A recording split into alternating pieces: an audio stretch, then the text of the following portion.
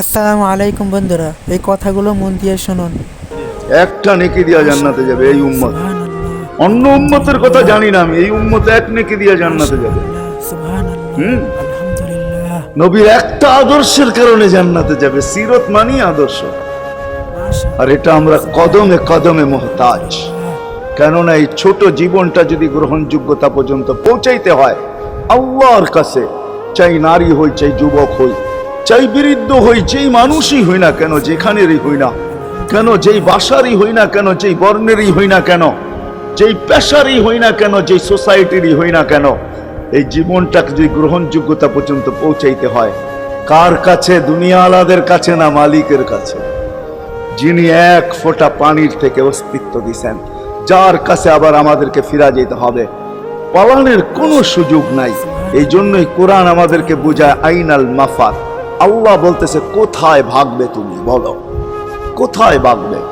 কবির কথাই সত্য, যদিও নাকি পালাও তুমি আকাশেতে লাগিয়ে সিঁড়ি, সিঁড়ি লাগাও যদি আকাশে চলে যাও, তো আল্লাহ বলে তোমার বাগার কোনো সুযোগ নাই।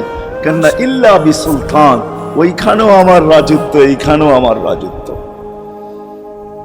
ডাইনো আমার রাজত্ব, বামে আগে পিছে উপরে নিচে সর্বত্র আমার রাজত্ব। আমার রাজত্বের বাহিরে যাওয়ার ক্ষমতা তোমাদের নাই। দ্বিতীয় কথা এটো, আইনা আনা মাআকুম আইনা মা কুনতুম, যেখানে যাবে ওইখানে আমি সঙ্গে থাকব। আমাকে দূর করতে পারবে না। যদি করো তাহলে তুমি থাকবে না, তোমার অস্তিত্বই থাকবে না।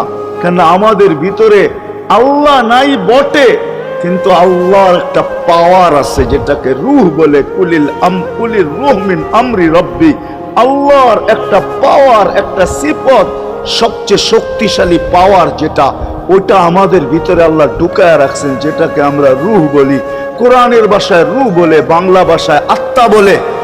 যেটাকে আমরা আত্মা বলি ওটা আল্লাহর হুকুম ছাড়া কিছু না। আল্লাহ বলে ওটা মনে করে নাও আমি তোমার ভিতরে আছি, কেন এটা আমারই জিনিস। কুলির রূহ মিন আমরি রব্বি, আমাকে পৃথক করলে আর তুমি থাকবে না। তখন তোমার চক্ষু থাকবে আইন লা তানজুর, তোমার চক্ষু থাকবে দেখবে না। উদুন লা তাসমা, কান থাকবে শুনবে না। লিসান লা তানতিক, জবান থাকবে কিন্তু জিহ্বা থাকবে কিন্তু বলবে না। আকলুন লা তুমাইয়িজ, তোমার মগজ থাকবে ভালো মন্দ বুঝবে না। কলব লা তাতাফাক্কার, দিল থাকবে কিন্তু চিন্তা করার ক্ষমতা তোমার থাকবে না। ইয়াত লা তাফতিশ, হাত থাকবে ধরবে না। রিজল লা তামশি, পাও থাকবে চলবে না। তুমি হবে লাশ। ওই আল্লাহ পর্যন্ত যদি গ্রহণযোগ্যতায় পৌঁছাইতে হয়, ওইখান থেকে বাহির হয়ে গেছি। ভালো তো বাসি, কিন্তু আগেরটুকু জানি না। ও মেরে দোস্ত, শুধু ভালোবাসলে চলবে না। আবু তালেবের চেয়ে বড় ভালোবাসা আপনার আমার ছিল না, ছিল না। সাহাবাদের মতো ভালোবাসা আপনার আর আমার নাই। আছে নাকি? হ্যাঁ, আবু তালেবের মতো ভালোবাসা ছিল। চলেন শর্ট করি। আবু তালেবকে নিজের হাতে আল্লাহ রসুল কবরে রাখছেন। যখন রাখতেছিলেন তখন চিৎকার দিতেছিলেন, আম্মি মা তারাক্তালি সাবিলা, চাচা কোন রাস্তা রাখলেন না আমার জন্য। বলছিলাম কলেমা পড়েন, পড়লেন না। বলছিলাম ঠোঁটটা হেলান, হেলাইলেন না। বলছিলাম চুপ থাকেন, তাও থাকলেন না। সর্বশেষ একটা চিৎকার দিলেন, আলা মিল্লাতি আব্দুল মুত্তালিব, আব্দুল মুত্তালিবের ধর্মের উপরে চলে যেতেছি। এই কথা বলে দুনিয়ার থেকে বিদায় নিলেন। চুপও যদি থাকতেন তো আমার জন্য কোনো সুযোগ হইতো। চাচা, ও চাচা, আমার জন্য কোনো রাস্তা রাখলেন না। ভালোবাসা কাজে দিবে না। এই জন্য চলেন, জীবনটাকে গ্রহণযোগ্যতা পর্যন্ত পৌঁছাইতে হইলে কদমে কদমে মুহাম্মদুর রাসূলুল্লাহর আদর্শ লাগবে। যেটাকে আরবি ভাষায় সিরাত বলে, যেটাকে কেরিয়ার বলে। আল্লাহর রসুলের কেরিয়ার লাগবে, আল্লাহর রসুলের আদর্শ লাগবে, আল্লাহর রসুলের সিরত লাগবে, আল্লাহর রসুলের চরিত্র লাগবে।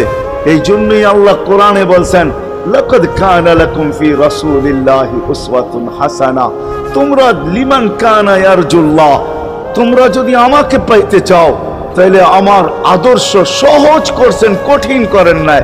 আল্লাহ কঠিন করতে পারতেন, আল্লাহ সহজ করছেন। কেননা আসলে উদ্দেশ্য ছিল আল্লাহকেই মানা, আল্লাহকে মানা উদ্দেশ্য ছিল। কিন্তু আল্লাহকে চোখে দেখা যায় না, মানবে তো মানবে কি করে? আল্লাহর কথা শোনা যায় না, তো আল্লাহকে মানবে তো মানবে কি করে?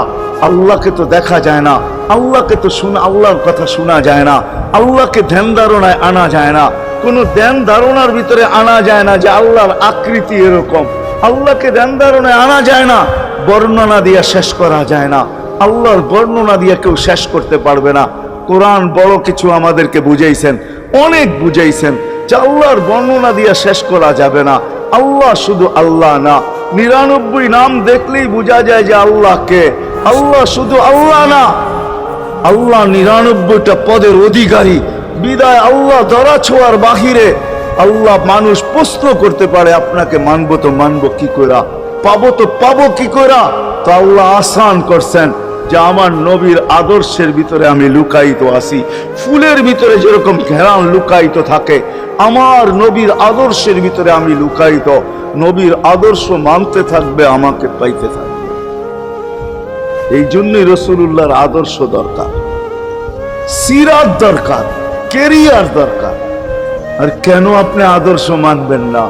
জীবনটাই তো আপনার জন্য আমার জন্য ছিল, ঠিক না?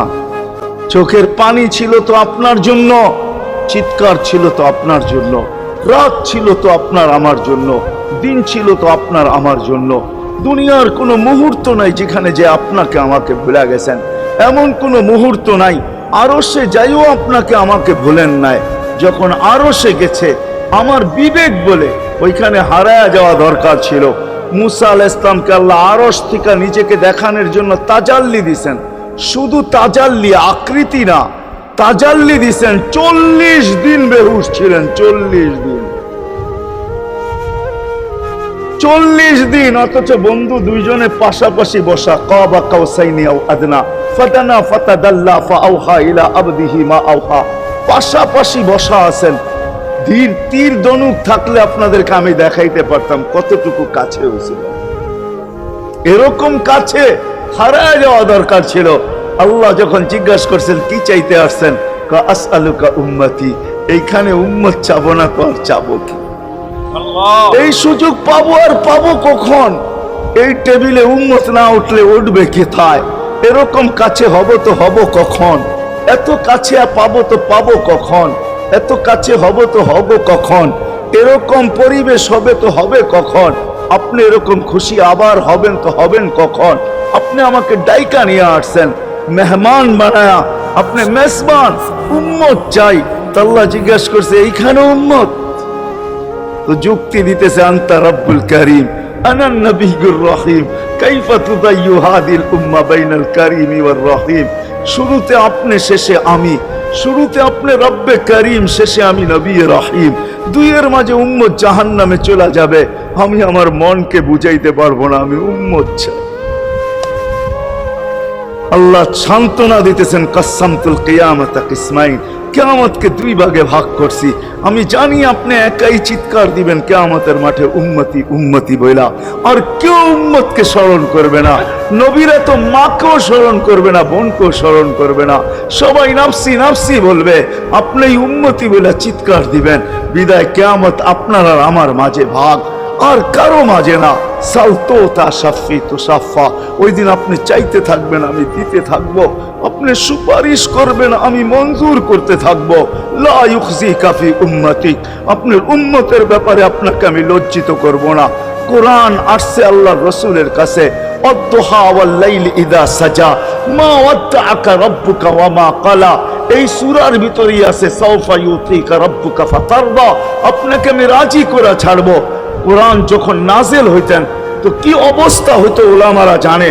আল্লাহ রাসূল ঘামতে থাকতেন, এতটুকু কষ্ট হইতো। কখনো কখনো বলতেন কাদার রু আইয়াখরুজ, মনে হয় আমার রুটা বাহির হয়ে চলে যাবে। ওই কষ্টের ভিতরে জিবরিল যখন সাউফা ইউতিকা রাব্বুকা ফাতারদা পড়তেছিল, ওইখানেই থামায়া দিছে, জিবরিল থামো। বলছে কেন? সূরা এখনো শেষ হয় নাই। বলছে থামো, আল্লাহ আমাকে রাজি করতে চাইতেছেন, আমি এই মুহূর্তেই আল্লাহর কাছে কিছু চাইতে চাইতেছি। বলছে তোমাকে সাক্ষী রেখা।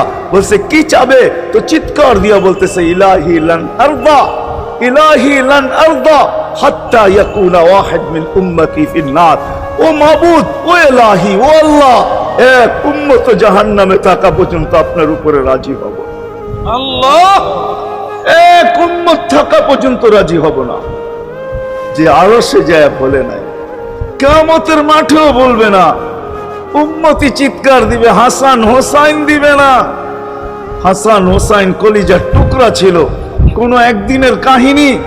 হাসান হোসাইন। এই ভিডিওটা যদি ভালো লাগে অবশ্যই লাইক কমেন্ট শেয়ার করবেন।